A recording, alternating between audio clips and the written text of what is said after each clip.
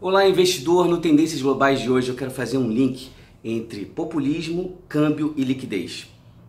Para começar, falar de Donald Trump. Seu discurso ontem na ONU foi um discurso forte, coerente, mas ao mesmo tempo um discurso que a mídia interpretou como uma declaração de independência da globalização.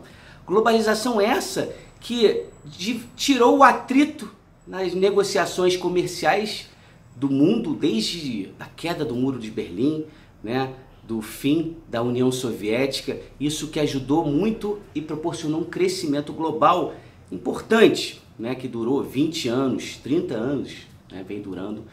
E o movimento de Trump, que cresceu em cima de um movimento populista que não só ocorre nos Estados Unidos, mas ocorre em todo o globo, inclusive no Brasil, a gente vê isso acontecendo agora, é um movimento que cresce como um resultado de uma aversão à crescente desigualdade social. Já mencionei em meus textos dados publicados que mostram que 10% da população norte-americana detém 80% dos ativos. 1% dos mais ricos detém 42% da riqueza do país. Esse 1% na Inglaterra detém somente 20%. Somente 20% fica até engraçado aqui, mas em comparação com o que ocorre nos Estados Unidos, é bem menos. Mas o que uma pessoa deve observar antes de se chocar com isso é que a população mais pobre hoje, ela vive em condições infinitamente melhores, do que há 100 anos atrás. Isso não é uma opinião pessoal, eu estou aqui compartilhando uma visão que foi já enunciada por diversos especialistas no mundo e aqui no Brasil, inclusive por Luiz Alberto Oliveira, o grande, uma grande referência aqui no Rio de Janeiro, professor da Casa do Saber e do Centro Brasileiro de Pesquisas Físicas. E esse populismo crescente dos Estados Unidos, que faz com que o Trump fale em primeiro lugar para o seu eleitorado, o cidadão americano, que coloca os Estados Unidos, America First, que coloca os Estados Unidos em primeiro lugar e se distancia. Ontem ele foi duro ao criticar a Alemanha, ao criticar a China e ao criticar seus inimigos tradicionais como o Irã, a própria Venezuela. Ele foi, eu até fiz um comentário elogiando, achei que foi um discurso bem nietzschiano, ele foi autêntico, coerente com a sua forma de pensar, mas é uma forma de pensar, Nós temos que entender que os Estados Unidos vivem numa democracia, tem uma eleição agora do midterm no dia 6 de novembro, se os democratas tomarem a casa, a Câmara dos Deputados e o Senado, Trump sai dali enfraquecido. Algo que não ocorre, por exemplo, na China, onde Xi Jinping é soberano e não tem mais mandato, O mandato do Xi Jinping agora é ad eterno. Então, a gente tem uma dinâmica aqui quando você entra numa certa guerra comercial, essa postura populista do Trump, ela leva a uma consequência cambial. E aí eu faço o link com o câmbio. Especula-se, Fala-se sobre uma formação de 3 zonas monetárias, o dólar naturalmente, uma zona monetária europeia e uma asiática. Ontem mesmo, no Zero Hedge, havia um comentário sobre uma iniciativa europeia de se distanciar do SWIFT, que é um meio de pagamento utilizado para transações em dólar. Da mesma forma, é muito interessante observar a relação que vem se mostrando muito estável entre a moeda chinesa e o preço do ouro.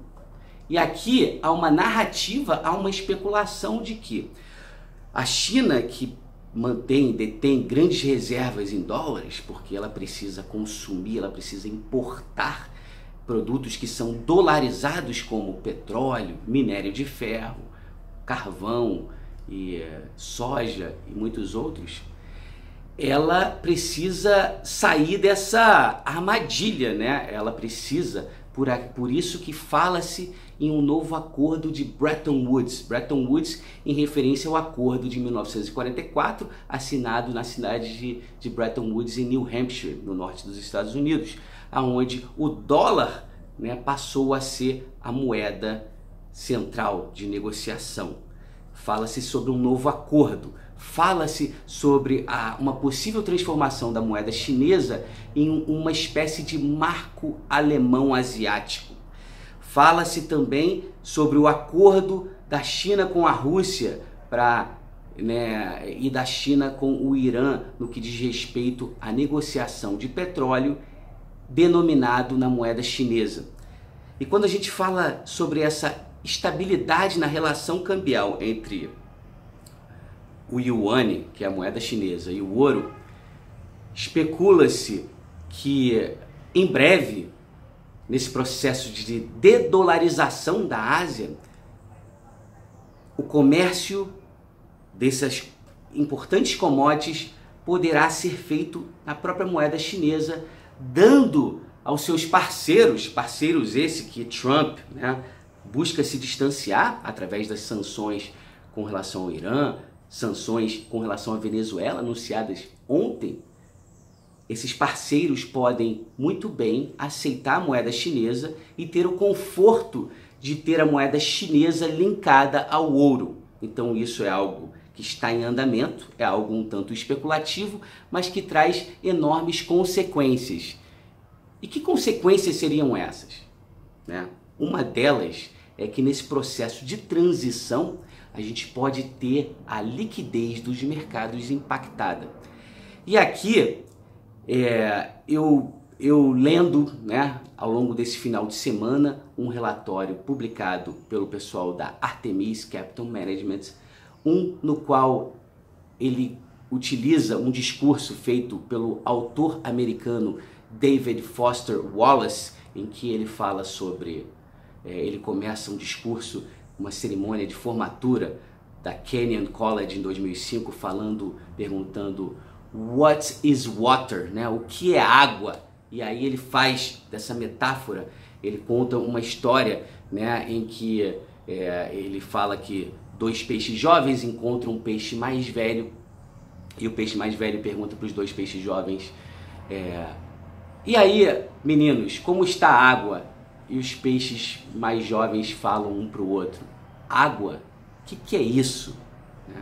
E esse discurso, na verdade, essa análise feita pelo pessoal da Artemis, eles trazem essa interpretação da água que os peixes simplesmente imaginam, simplesmente a usam, mas não entendem muito bem o que isso realmente representa.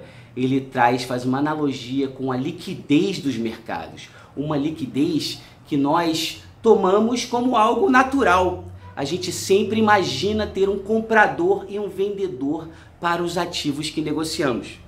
Isso daí é algo que quem viveu crises, quem já tem mais experiência no mercado e passou por momentos de crises de liquidez, sabe muito bem quão doloroso isso é, tá? Então eu sempre menciono, quando falo de liquidez, algo que veio à mente é o flash crash de 2010, um momento em que eu mesmo estava ali operando a Petrobras e as opções de Petrobras, algo que eu faço diariamente. De repente, não só na Petrobras, aconteceu no mundo, aconteceu algo como as ações da Procter & Gamble, uma grande empresa global que negociava $60 e de repente caiu para $40. Não tinha comprador. Lógico que isso durou algo tipo 20 minutos a meia hora e o mercado foi normalizado. Mas ali nos deu, uma noção de que realmente, que é viver um momento de falta de liquidez. E eu poderia aqui citar outros exemplos que ocorreram, que eu observei, que eu vivenciei ao longo da minha carreira. Mas não é o caso aqui. O importante, ao falar sobre isso, é falar sobre uma tese muito trabalhada pelo Jim Rickards. Quem acompanha Empíricos trabalha com muitos de seus artigos, e em que ele explora essa tese entre investimentos passivos e ativos. A gente viu ao longo dos últimos anos um enorme crescimento, um enorme fluxo para fundos passivos. O que são fundos passivos? Eu estou falando aqui dos ETFs, tá? Os ETFs, uma maneira simples e barata de você comprar um determinado ativo, você vai lá e compra uma cesta, e a verdade é que muitos e aqui isso daqui é fácil de fazer essa observação, que muitos compram ETFs e não têm a mínima ideia do que está ali dentro. Em que, em um momento de transição cambial, transição essa associada a um crescente populismo global, tá? É um momento em que a gente pode, eventualmente, difícil aqui prever quando, e difícil, eu não estou de forma alguma querendo fazer com que você, investidor aqui, deixe de fazer suas operações, tá? Porque temendo que em algum momento teremos uma crise de liquidez, essa crise de liquidez pode ocorrer, vai eventualmente ocorrer, porque ela sempre ocorreu ao longo da história, mas o timing é impreciso, tá?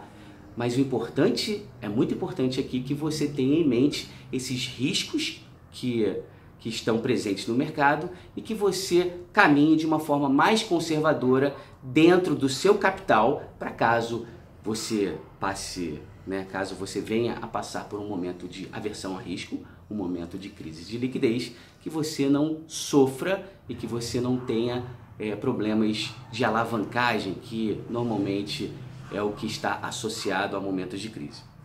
Perfeito? É isso. Muito obrigado pela sua atenção. Até o próximo vídeo.